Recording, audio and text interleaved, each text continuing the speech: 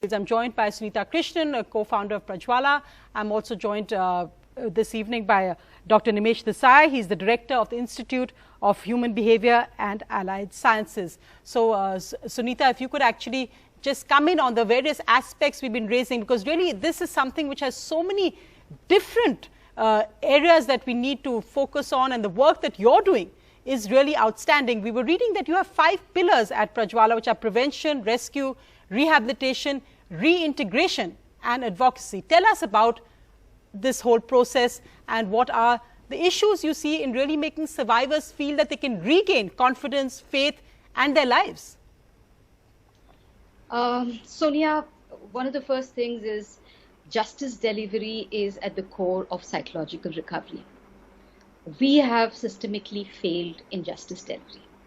When a child does not get justice, there is no psychological recovery and there is no rehabilitation. Just giving you an example, in the last few years, and I'm giving you the data for the last 3 years, we have directly dealt with more than 230 minor rape victim cases. And I'm talking about genuine rape cases and not the statutory rapes, which means there has been a forcible, there's not a child who's eloping with somebody and then a rape case has been. Actual rape cases. In these 230 cases, more than 89% of the cases are pending. This is pending from 2015 onwards. Now you just imagine a child, and the youngest among this 230 is 4.5 years old. Now this 4.5-year-old child does not have a closure in her life because for the last 5 years, her case has never come up.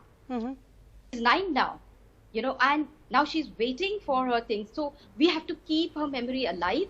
Although we talk about scientific evidences, material evidences, and all the rest of it, ultimately it is the testimony of the child that is going to get the conviction.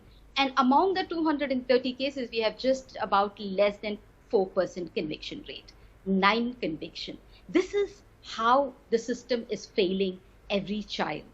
And when you say the entire system is failing, you're also talking about a whole world of secondary victimization, because the state is not responding. Out of 230 cases, less than 40 children have got even 1 penny of interim compensation. Now, what is this interim compensation? Telangana government has a very, very unique policy on interim compensation of 20,000 for a traffic person, 50,000 for a rape victim. Hardly 40 of them have got minuscule amount of those amount. That means around more than 260 of them have got nothing. Now here in this whole thing, how does rehabilitation happen? When the child is not getting any support from anywhere, you can't go back to the community because the perpetrator. Those are very strong action points that, for instance, we can ask the state government and look at why that's not actually happening. I think that's really important that different NGOs like yours in different states can come up with those action points. In fact, we can ask a question of Mr. Nimesh Desai also. Desai साहब, मैं आपसे अभी जैसे सुनीता जी जिस तरीके से उल्लेख कर रही थी कि मानसिक रूप से कितनी पीड़ा झेलनी पड़ती होगी परिवार को, तो ये मानसिक स्वास्थ्य पर कितना ध्यान देना जरूरी है और उसका सपोर्ट सिस्टम क्या है, और यहाँ पर अभिभावक और माता पिता किस किस्म का सपोर्ट मुहैया करा सकते हैं? संकेत, बहुत अच्छा सवाल है, क्योंकि मानसिक स्थिति और मानसिक रिकवरी, जैसे सुनीता जी ने कहा, लीगल जस्टिस डिलीवरी पर डिपेंड करेगा. हमारा कानून, our laws intend very well for psychological recovery and provide for even support persons, but in ground reality that's really very deficient. And so what we need to recognize is that, like Kailash has been saying all through, the psychological recovery and mental health support is very crucial for the long-term effect. Now here again what Sunita ji said is very touching. For children over 6 or 8 years who are victims, one can at least talk about psychological recovery processes with the children. For children below 4 or 5 and younger than 1 or 2 or 3 years, is actually the families that matter much more. For all children they do, but certainly for the young children. And so ever so often the mental health support systems overlook the family's need. To me, it seems that all that one can do and again, this I think Mr. Piramal or Mr. Murthy said, one cannot do away with what the child and the family have gone through. All that the mental health support can help do is reduce the impact, make life as near normal as possible. That will depend on the social milieu, as all of you have been saying. Even psychological counseling, mental health support will be very crucial, dependent on the social milieu. And so campaigns like this, the larger change in the social milieu will help recovery. Right. Sonia, if I may just point out one thing, when we talk about the social milieu, as Nimish Bhai is saying, a significant percent of child rape cases and child abuse cases is by a known person. So it is that person which is close to the community, close in the same social milieu. So we are talking about a system where this child has to recover when she has been constantly being threatened and intimidated not to speak up, and the institutional rehabilitation available is so inadequate for us. We don't have specialized Sunita organizations working in this. Yes, Pranay. Right. Sunita Krishnan, you were Can I put mentioning it a little differently? earlier that it's so important. Oh, sorry, go ahead. Sorry. Go ahead, I sir. was saying to say that what Sunita ji is saying is actually very crucial, because we as a society have obviously failed that one child, every single child who has been through abuse. But unfortunately, we fail the child and the family even after the event. One is the guilting that happens. Second, the negative and the threatening atmosphere that the child and the family go through.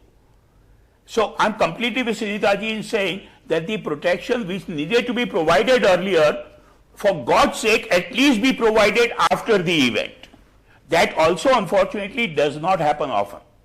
Right. And the fact that India does not have a Sunita victim witness Krishnan, I support just wanted scheme. to ask you something that you talked about earlier. Yes, You have drafted a lot of recommendations for state policies on this, exactly this issue. You're an advisor to state government. In our campaigns, we do find when we go to chief ministers, we ask them to commit on air certain key things to change in their state. It does have a huge impact. So how, first of all, will you come with us to meet these chief ministers when we meet each one of them and get a commitment on air? And a commitment that will actually make the laws more effective, that they'll have a budgetary provision for cases of child victims, rape against children, have a budgetary provision for them being rehabilitated and their families rehabilitated. How do we get Pranay, these commitments out of state governments? Pranay, my every breath is dedicated for this cause. I'm with you at every step. So wherever you want me to come with you, I will come. I go to every state government. Till date, I have not faced a situation where the state government says, no, this is not an issue of priority. Everybody is very excited. Everybody wants to do something. And some people even draft nice policy. But, between the cup and the lip, there's such a big gap. We're talking about fast track courts. We're talking about special courts. How many special courts are there in this country? They designate courts. Designate courts mean there are 100 other cases, including this. Why is Nirbhaya Fund getting unutilized every year? Why can't this be dedicated for setting up special courts? Why is there only one Bharosa Center in Telangana? Why is there only one victim witness deposition center in the Saket complex? Why is that not being replicated in every state? Every visitor, every foreign visitor, Indian visitor goes to these places. They are all places of excellence. What is stopping the state from replicating these islands of excellence in every other district? Where is the gap? Is it that they don't know because they know, because they have set up something? That the Bharosa Center of Telangana state is a unique, very child-friendly court, children's court. Why is that not being replicated in every state? Similar is the experience of the Saket court. So somewhere I believe, Pranay, between the cup and the lip, there is a big gap. There's a lot of rhetorics. Everybody talks about, commitment, child is very thing. But when it comes to budgets, hardly anything's